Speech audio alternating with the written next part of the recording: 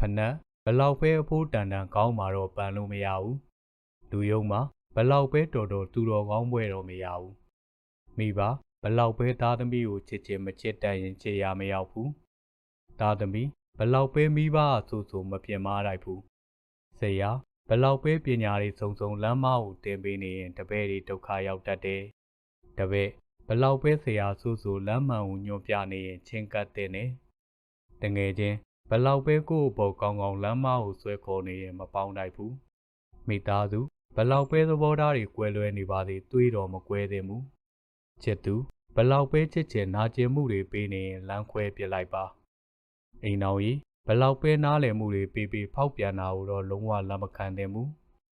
ပတ်ဝန်းကျင်ဘလောက်ပဲဝေဖန်ကိုအနေမှန်ရင်ဝေဖန်တာတွေရပ်သွားလိမ့်မယ်စကားဘလောက်ပဲတက်လိုအပ်သလောက်ပဲပြောတဲ့နဲ့နာကိုပြောထက်သူများပြောတာကိုနားထောင်ပေးတာပိုပြီးအကျိုးရှိသေးတယ်မျက်စိကိုပါမြင်လိုက်တယ်လဲဆိုတာကိုပဲလူကြည့်တယ်လဲဆိုတဲ့အပေါ်မှာမူတည်တယ်ကွ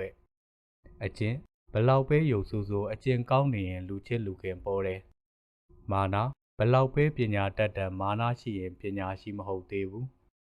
စေတနာဘလောက်ပဲပါဉာဏ်ပညာမပါရင်မထိရောက်ဘူးဝရိယဘလောက်ပဲကောင်းဉာဏ်ပညာနဲ့မလုပ်ရင်မအောင်မြင်နိုင်ဘူး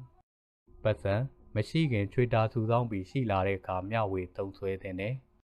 အကောင်းမြင်စိတ်မိမိရဲ့စိတ်ကိုငြိမ်းချမ်းစေဖို့လိုအပ်တဲ့အရာဖြစ်တယ်ကွ